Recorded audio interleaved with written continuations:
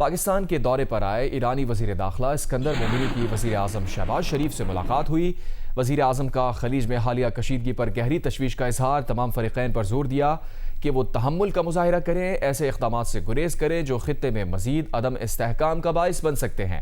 پاکستان ایک دیانتدار اور مخلص، سالس اور سہولت کار کے طور پر اپنا کردار جاری رکھے گا۔ ایرانی وزیر داخلہ نے وزیر اعظم شہباز شریف، وزیر خارجہ اسحاق ڈار اور فیلڈ مارشل عاصم منیر کی ثالثی کی انتھک کوششوں کو سراہا، جن کے نتیجے میں اسلام آباد مفاہمتی یادداشت طے پائی۔ انہوں نے سپریم لیڈر آیت اللہ سید علی خامنہئی کے جنازے میں شرکت کے لیے وزیر اعظم کے تہران کے دورے پر بھی ان کا شکریہ ادا کیا۔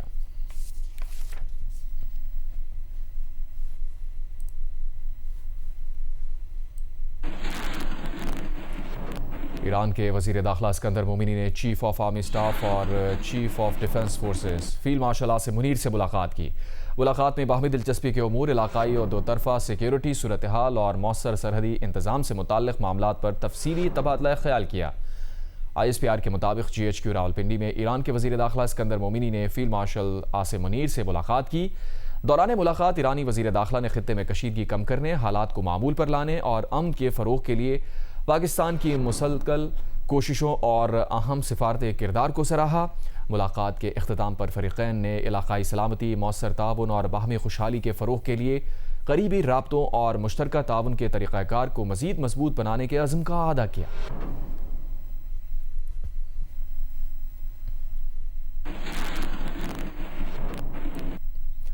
امریکی صدر ٹرمپ نے نتنز کے پہاڑوں میں ایرانی ایٹمی مرکز پر حملے کی دھمکی دے دی ہے۔ کہا یہ حملہ جلد ہوگا، ایرانی اس حملے کو روکنے کے لیے کچھ نہیں کر سکیں گے۔ وائٹ ہاؤس میں لبنانی صدر جوزف اون کے ساتھ ملاقات کے موقع پر میڈیا سے گفتگو میں ٹرمپ نے کہا اگر انہوں نے باراک اوباما اور ایران کے درمیان ہوئی نیوکلیئر ڈیل ختم نہ کی ہوتی تو آج دنیا میں اسرائیل کا وجود باقی نہ ہوتا، کیونکہ ایران ایٹمی ہتھیار بنا چکا ہوتا۔ ٹرمپ نے کہا اگر امریکی B-2 بمبار طیارے ایک سال پہلے ایرانی نیوکلیئر سائٹس کو نشانہ نہ بناتے تو ایران ایٹمی ہتھیار بنا چکا ہوتا اور نہ اسرائیل باقی ہوتا اور نہ ان کے خیال میں مشرق وسطیٰ کے کئی ممالک باقی ہوتے۔ امریکی صدر ٹرمپ نے کہا کہ امریکی فوج نے ایرانی فوجی صلاحیتوں کو اس درجے تک کم کر دیا ہے جس کا کسی نے سوچا تک نہیں تھا۔ اردن میں ضرور ایران نے کچھ نقصان پہنچایا ہے۔ متحدہ عرب امارات نے بحرین، کویت اور اردن پر ایران کے حملوں کی شدید مذمت کی ہے۔ اماراتی وزارت خارجہ کا کہنا ہے کہ ہمسایہ ممالک پر ایرانی حملے برادر ممالک کی سلامتی اور استحکام اور خود مختاری کی کھلی خلاف ورزی ہے۔ بحرین، کویت، اردن کے ساتھ یکجہتی کا اظہار کرتے ہیں، تینوں ممالک کی سلامتی اور استحکام کے تحفظ کے لیے تمام اقدامات کی حمایت کرتے ہیں۔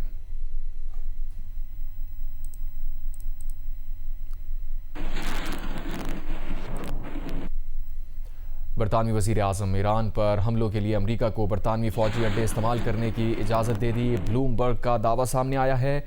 برطانوی وزیر اعظم سے متعلق بڑا دعویٰ سامنے آیا ہے۔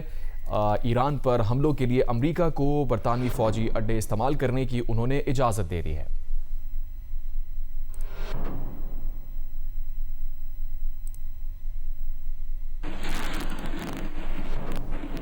امریکہ ایران حملوں کے باعث فرانسیسی ایئر لائن نے دبئی اور ریاض کے لیے پروازوں کی تعطیلی میں توسیع کر دی ہے۔ مشرق وسطیٰ میں پروازوں کی منسوخی کا نوٹیفیکیشن جاری کر دیا۔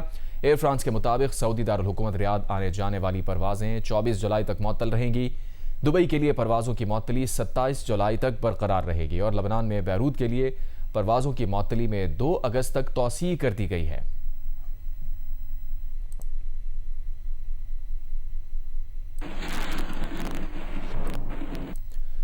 ایران جنگ میں امریکہ کو جھونکنے والا اسرائیل خود پیچھے ہو گیا۔ اسرائیلی وزیر خزانہ نے بیان دیا ہے کہ ان کا ملک اسرائیل ایران کے خلاف امریکی فوجی مہم میں شامل ہونے میں کوئی دلچسپی نہیں رکھتا۔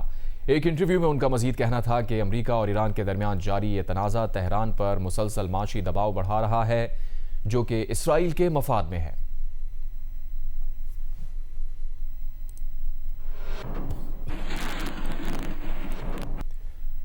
مسلم لیگ نون نے MQM سے آزاد کشمیر الیکشن میں حمایت کی درخواست کر دی ہے۔ MQM نے اپنی پارٹی سے مشاورت کرنے کے لیے نون لیگ کے وفد سے وقت مانگ لیا ہے۔ مسلم لیگ نون اور MQM کے اعلیٰ سطح کے وفود کی اہم ملاقات ہوئی۔ نون لیگ کے وفد میں وفاقی وزیر احسن اقبال، خواجہ سعد رفیق، سینیٹر انوش رحمان، کھے الداز کوہستانی اور توصیف شاہ شامل تھے۔ ایم کیو ایم کے وفد میں خالد مقبول صدیقی، امین الحق، فرحان چشتی، زاہد ملک اور شاہ فیصل شامل تھے۔ اعلامیے کے مطابق دونوں جماعتوں کے درمیان موجودہ سیاسی صورتحال اور آزاد جموں کشمیر الیکشن پر تفصیلی تبادلہ خیال کیا گیا۔ نون لیگ کے وفد نے ایم کیو ایم سے آزاد کشمیر الیکشن میں حمایت کی درخواست کی۔ ایم کیو ایم نے پارٹی سے مشاورت کرنے کے لیے مسلم لیگ نون کے وفد سے وقت مانگ لیا۔ نون لیگ اور ایم کیو ایم نے سیاسی رابطوں اور باہمی تعاون کو مزید مضبوط بنانے پر اتفاق کیا۔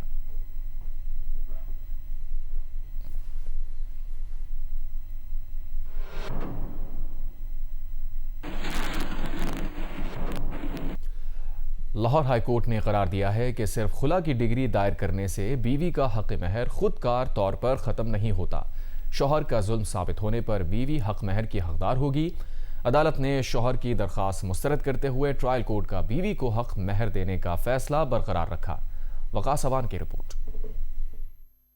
جسٹس محسن اختر کیانی نے شہری ارسلان کی درخواست پر تحریری فیصلہ جاری کیا۔ عدالت نے قرار دیا کہ درخواست گزار ارسلان نے 18 مارچ 2022 کو 1 لاکھ روپے حق مہر مقرر کر کے نکاح کیا۔ کچھ عرصے بعد خاتون نے خلا، عدت کے نان نفقہ اور حق مہر کی وصولی کے لیے فیملی کورٹ میں دعویٰ دائر کیا۔ بیوی کا موقف تھا کہ حق مہر کا مطالبہ کرنے پر شوہر نے تشدد شروع کر دیا۔ فیملی کورٹ نے نکاح ختم کرتے ہوئے بیوی کو 50% حق مہر دینے کا حکم دیا۔ ٹرائل کورٹ نے بھی درخواست گزار کی اپیل ناقابل سماعت قرار دی۔ درخواست گزار نے ٹرائل کورٹ کے فیصلے کے خلاف لاہور ہائی کورٹ سے رجوع کیا تھا۔ عدالتی فیصلے میں کہا گیا ہے کہ جسمانی، ذہنی، جذباتی، زبانی اور معاشی تشدد بھی ظلم کے زمرے میں آتا ہے۔ بیوی کی قابل اعتماد گواہی ظلم ثابت کرنے کے لیے کافی ہو سکتی ہے۔ میڈیکل رپورٹ یا ایف آئی آر نہ ہونے سے ظلم کا دعویٰ مسترد نہیں کیا جا سکتا۔ خرچہ نہ دینا، والدین سے رقم مانگنا اور گھر سے نکال دینا بھی ظلم میں شامل ہو سکتا ہے۔ فیصلے میں کہا گیا ہے کہ فیملی کورٹ ہر مقدمے کے حقائق دیکھ کر حق مہر کا الگ فیصلہ کرے گی۔ ظلم ثابت ہونے پر حق مہر نہ کم کیا جا سکتا ہے اور نہ تقسیم، اور نہ ہی بیوی کی واضح رضامندی کے بغیر عدالت خلا کی ڈگری دے سکتی ہے۔ عدالت نے متعدد خدایات کے ساتھ درخواست خارج کر دی۔ وقاص اوان، جیو نیوز، لاہور۔ موسم کی بات کریں گے۔ ملک کے مختلف علاقوں میں مانسون بارشوں کا سلسلہ جاری ہے۔ کہیں موسلا دھار تو کہیں ہلکی بارش نے موسم خوشگوار بنا دیا، تاہم بعض علاقوں میں حادثات بھی پیش آئے ہیں۔ گجرانوالہ میں انڈر پاس میں جمع پانی میں ڈوب کر ایک بچہ جاں بحق ہو گیا، جبکہ مختلف حادثات میں بچوں سمیت 6 افراد جان سے گئے۔ ادھر بہاول نگر میں بھی نہر میں نہاتے ہوئے ایک بچہ ڈوب کر جاں بحق ہو گیا۔ پنجاب میں مونسون بارشوں نے گرمی کا زور توڑ دیا اور مختلف شہروں میں موسم خوشگوار ہو گیا۔ گجرانوالہ اور گجرات میں موسلادھار بارش سے نشیبی علاقے زیر آب آ گئے۔ کئی شاہراہوں پر پانی جمع ہونے سے ٹریفک کی روانی متاثر ہوئی، جبکہ بعض علاقوں میں پانی گھروں میں بھی داخل ہو گیا۔ سیالکوٹ، ٹوبہ ٹیک سنگھ اور جھنگ میں بھی بارش کے بعد موسم خوشگوار ہو گیا، جبکہ منڈی بہاؤالدین میں بارش کے باعث چھتیں اور دیواریں گرنے کے واقعات میں متعدد افراد زخمی ہوئے۔ شکرگڑھ میں دریائے راوی میں پانی بڑھنے سے پھنس جانے والے 42 کسانوں کو ریسکیو اہلکاروں نے بحفاظت نکال لیا، جبکہ بھاول نگر میں نہر میں ڈوبنے والے دوسرے بچے کی تلاش کے لیے سرچ آپریشن جاری ہے۔ مانسہرہ کی سرن ویلی میں سیلابی ریلے سے پل بہہ جانے پر 12 دیہات کا رابطہ منقطع ہو گیا، جبکہ ایبٹ آباد، نوشیرہ، سوابی، مینگورہ اور باجوڑ میں بھی کہیں ہلکی اور کہیں تیز بارش ہوئی۔ آزاد کشمیر میں سمہانی، باغ اور وادی نیلم میں بارش سے ندی نالوں میں دغیانی آ گئی، جبکہ دواریاں کے مقام پر لینڈ سلائیڈنگ کے باعث مرکزی شاہراہ بند ہو گئی۔ ادھر بلوچستان کے ضلع خزدار میں بارش، جبکہ گلگت بلتستان کے ضلع ستور میں تیسرے روز بھی بارش ہوئی۔ پانی گھروں میں داخل ہونے سے شہریوں کو پریشانی کا سامنا ہے۔ لاہور میں بارش کا سلسلہ وقفے سے جاری رہا۔ بارش سے گرمی اور حبس کا زور ٹوٹ گیا۔ واسا کے مطابق سب سے زیادہ بارش نشتر ٹاؤن میں 86 ملی میٹر ریکارڈ کی گئی، جوہر ٹاؤن میں 51، کاہنا اور ایئرپورٹ کے علاقے میں 36 ملی میٹر بارش ریکارڈ کی گئی۔ محکمہ موسمیات کے مطابق لاہور اور گرد و نواح میں بارش کا سلسلہ آج رات اور کل دن میں بھی جاری رہے گا۔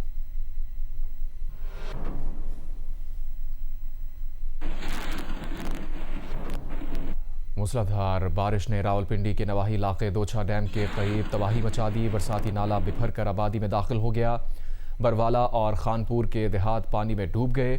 پانی گھروں اور علاقے کی مسجد میں داخل ہو گیا۔ سیلابی ریلے کے باعث علاقے کی مرکزی شاہراہ بھی زیر آب آ گئی، جس سے کئی گھروں کی چھت گر گئی اور گھر تباہ ہو گئے۔ ضلع انتظامیہ اور ریسکیو ٹیمز دیر سے علاقے میں پہنچیں اور لوگوں کو محفوظ مقامات پر منتقل کر دیا گیا۔ موسلادھار بارش کے باعث راولپنڈی کے نواحی علاقے میں سیلابی صورتحال رہی۔ رباط کے قریب نواحی علاقے میں موسلادھار بارش نے تباہی مچا دی۔ دوچھا ڈیم کے قریب برساتی نالہ بپھر کر آبادی میں داخل ہو گیا۔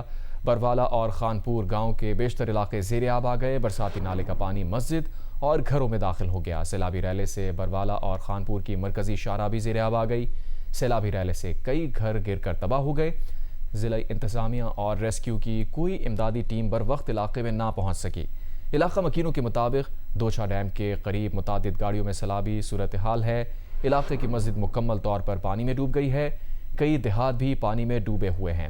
بروالا اور خانپور گاؤں کی مرکزی شاہراہ زیر آب آنے سے مقامی آبادی کو شدید مشکلات کا سامنا ہے۔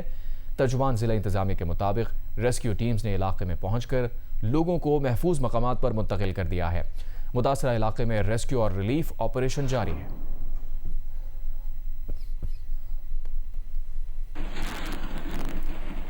مقبوضہ جموں کشمیر میں شدید بارشوں اور سیلاب سے نظام زندگی متاثر ہو گیا۔ مقبوضہ وادی کے اضلاع پونچھ اور راجوڑی میں شدید بارشوں سے یہ علاقے متاثر ہوئے ہیں۔ مختلف حادثات میں 10 افراد ہلاک اور سیلابی ریلوں مٹی کے تودے گرنے سے متعدد افراد لاپتہ ہو گئے۔ متاثرہ اضلاع میں مکانات اور گاڑیوں کو شدید نقصان پہنچا۔ مقبوضہ جموں کشمیر میں بارشیں مزید کئی روز جاری رہنے کی پیش گوئی کی گئی ہے۔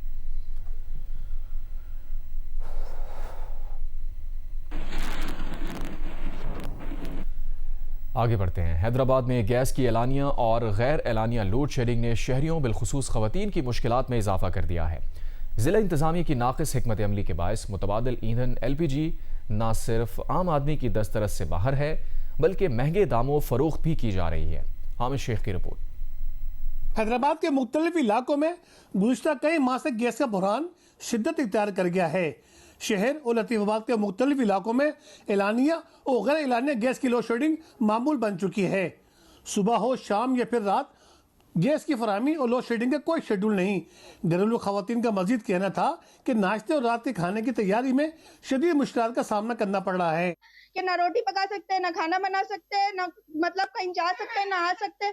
اتنی پریشانی ہے۔ سلنڈر کا گیس کتنا مہنگا ہو گیا۔ اب سلنڈر میں گیس بھروائے، گیس کے بل اتنے آتے ہیں، گیس آتا نہیں ہے۔ 7 بجے سے 9 بجے تک اور دوپہر میں 12 بجے سے 3 بجے تک آ رہا ہے اور شام میں آ رہا ہے 6:30 بجے سے 9 بجے تک۔ شہریوں کا کہنا ہے ایک جانب گیس کی لوڈ شیڈنگ ہے تو دوسری جانب انتظامیہ کی جانب سے LPG کی فروخت پر بندش نے مشکلات میں مزید اضافہ کر دیا ہے۔ انتظامیہ LPG کی فروخت کا کوئی میکانزم نہیں بنا سکی۔ یہی وجہ ہے کہ مقامی مارکیٹ میں LPG کی فروخت مہنگے داموں فروخت کی جا رہی ہے۔ کئی علاقوں میں تو سلنڈر دستیاب ہی نہیں۔ ہمارا جمن چاہ ہو گیا، ریشم گلی ہو گیا، اپنا ساٹھی پاڑا ہو گیا، فقیر کا پیڑ ہو گیا، قلعہ ہو گیا، بائیخان چوک ہو گیا، لطیف آباد ہو گیا، کہیں پہ بھی گیس نہیں آ رہا۔ 3-4 گھنٹے دیش آ رہی ہے، بس اس سے زیادہ نہیں آ رہی ہے۔ شہریوں کا مطالبہ ہے کہ صدر اسمبلی کے حکام طویل لوڈ شیڈنگ کا نوٹس لے کر گیس کی فراہمی کا شیڈول واضح کریں اور LPG کی گرا فروشی میں ملوث عناصر کے خلاف کارروائی کریں تاکہ حیدرآباد کے شہریوں بالخصوص خواتین کو درپیش مشکلات کا خاتمہ ہو سکے۔ کیمرامین قاضی شکیل کے ساتھ حامد شیخ، جیو نیوز، حیدرآباد۔ عام مارکیٹوں میں فی من گندم کی قیمت 4,600 روپے تک پہنچ گئی ہے۔ فیصل آباد میں چکی مالکان نے آٹا 130 روپے فی کلو میں فروخت کرنا شروع کر دیا۔ مہنگائی کے ستائے شہریوں کی مشکلات بڑھ گئی ہیں۔ عرفان اللہ رپورٹ کریں گے۔ پنجاب کے دیگر شہروں کی طرح فیصل آباد میں بھی آٹے کی قیمتیں عام آدمی کی پہنچ سے دور ہوتی جا رہی ہیں۔ پہلے تو 110 روپے تھا مگر آہستہ آہستہ اب 130 ہو چکا ہے۔ غریب آدمی نے تو آٹا ہی کھانا، انہیں کہڑا فروٹ کھانا یا کوئی کیک رس کھانا یا کی کھانا۔ آٹا مہنگا ہونے پر چکی مالکان کہتے ہیں کہ عام مارکیٹ میں گندم مہنگی ہوتی جا رہی ہے، اسی لیے آٹے کے نرخ بھی بڑھ رہے ہیں۔ گندم بہت زیادہ مہنگی ہو گئی ہے، ہم 130 روپے آٹا پر کے جی بیچنے پر مجبور ہیں۔ ہمیں سستی گندم دی جائے، ہم سستا آٹا بیچے۔ شہریوں کا کہنا ہے کہ حکومت گندم کی قیمتوں کو آزاد چھوڑنے کی بجائے غیر ضروری اضافے کا نوٹس لے تاکہ عام آدمی کو سستے داموں آٹا میسر آ سکے۔ کیمرامین محمد عثمان کے ساتھ عرفان اللہ، جیو نیوز، فیصل آباد۔ ادھر کوئٹہ میں ایک خاتون کے ہاں بیک وقت 5 بچوں کی پیدائش ہوئی ہے۔ 5 بچے صحت مند ہیں۔ راشد سعید کی رپورٹ۔ کوئٹہ کے علاقے نوحصار سے تعلق رکھنے والی خاتون نے نجی اسپتال میں بیک وقت 5 بچوں کو جنم دیا۔ نوزائیدہ بچوں میں 3 بیٹیاں اور 2 بیٹے شامل ہیں۔ اسپتال انتظامیہ کے مطابق قبل از وقت پیدائش کے باعث بچوں کا وزن معمول سے کم ہے، تاہم انہیں خصوصی نگہداشت کی نرسری میں رکھا گیا ہے۔ الحمدللہ 3 بیٹیاں ہیں اور 2 بیٹے پیدا ہوئے۔ ویٹ اس طرح ہے، بچوں کے ویٹ پہ وزن پہ ڈیپینڈ کرتا ہے۔ 1.2 kg 1.4 kg جو لاسٹ ہے 1.7 kg۔ میڈیکل میں کہ 2.5 kg سے 3.5 kg تک نارمل ہوتا ہے۔ بچوں کا وزن تھوڑا کم ہے، لیکن الحمدللہ کہ مطلب کرائے کھا رہا ہے، ایکٹیو ہے۔ نومولود بچوں کا والد صحبت خان ٹرک ڈرائیور ہے۔ اس کی ماہانہ آمدنی تقریباً 45,000 روپے ہے۔ اس کی اولاد میں پہلے 2 بیٹے اور 1 بیٹی شامل ہیں۔ محدود آمدنی کے باوجود وہ اپنے بچوں کی پیدائش پر بے حد خوش ہے۔ بڑی خوشی محسوس ہو رہا ہے۔ اللہ نے جو ہے نا اتنے 5 نعمتوں سے نوازا کیا ہے۔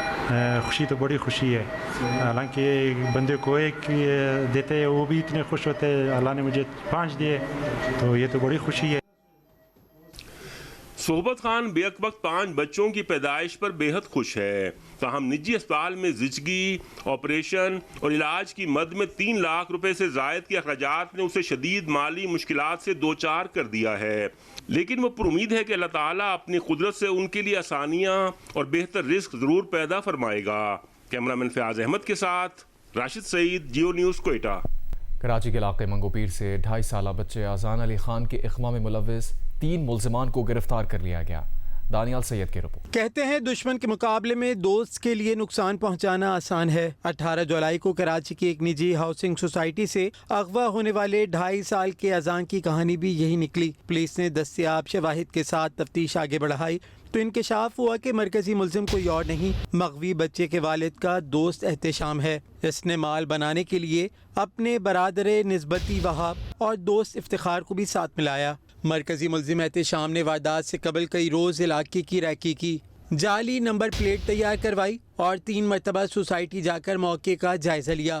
اغوا کے بعد اذان کو مختلف ملزمان کے ذریعے ایک مقام سے دوسرے مقام منتقل کیا جاتا رہا۔ اسی دوران بیرون ملک مقیم ایک شخص کے ذریعے بچے کے اہل خانہ سے 50 لاکھ روپے تاوان کا مطالبہ بھی کیا گیا، جبکہ مرکزی ملزم خود اہل خانہ کے ساتھ رہ کر تلاش میں شریک ہونے کا ڈرامہ کرتا رہا تاکہ کسی کو شک نہ ہو۔ S S P west Tariq Elahi Mastoi کے مطابق ملزمان نے جرم کا اعتراف بھی کر لیا ہے۔ دانیال سید، جیو نیوز، کراچی۔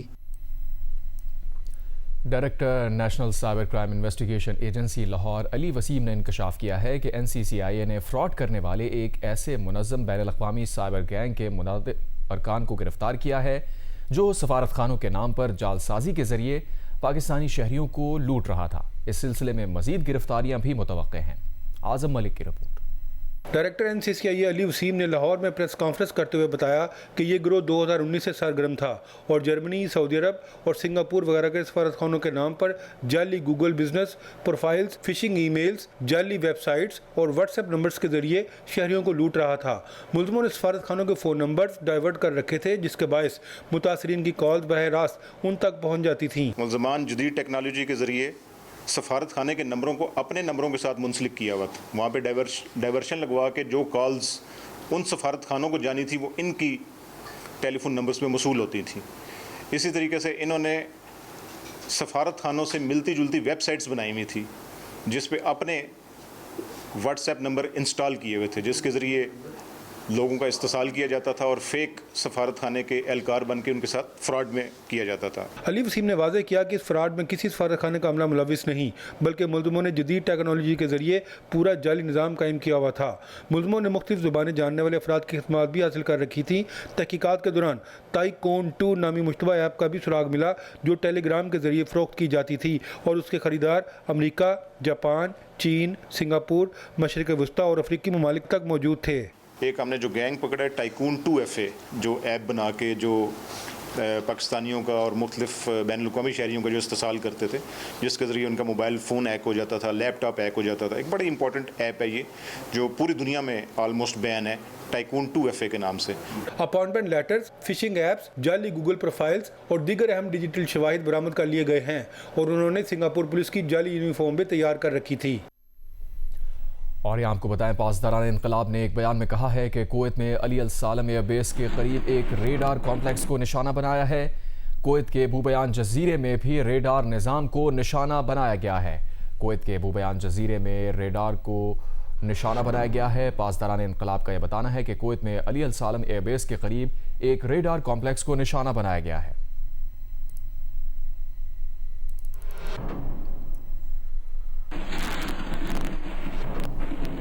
मानसून की बारिशें ना होने के बायस सहराए थर में कहत साली के खदशात बढ़ रहे हैं।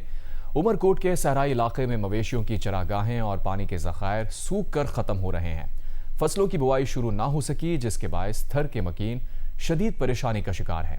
महबूब आलम की रिपोर्ट। मानसून की बारिशें थर के मकीनों के लिए किसी नेमत से कम नहीं हैं।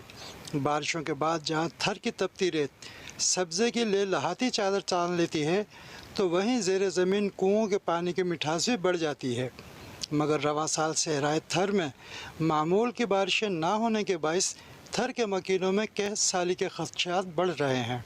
उमरकोट के सहराई इलाकों रत्नौर, कपलोर, कुम्हार बाड़ा, खोखरा पार में बारिशें ना होने की वजह से मवेशियों की चरागाहें और पानी के ज़खायर सूख कर ख़त्म हो रहे हैं और इन इलाकों में काश्त होने वाली फसलों की बुआई शुरू नहीं हो सकी है, जिसके बायस थर के मकीन शदीद परेशानी का शिकार हैं। थर के वासियों का कहना है कि बारिशों में होने वाली ताख़ीर के बायस उनकी मुश्किलात में इजाफा हुआ है। हुकूमत मुमकिन कहत साली के खदशात से बचाव के लिए इमदादी सरगर्मियों के साथ मवेशियों को चारा फराहम करने के इक़दाम करे तो इलाके की सूरत हाल में बेहतरी आ सकती है। कैमरा टीम के साथ महबूब आलम, जियो न्यूज़, उमरकोट।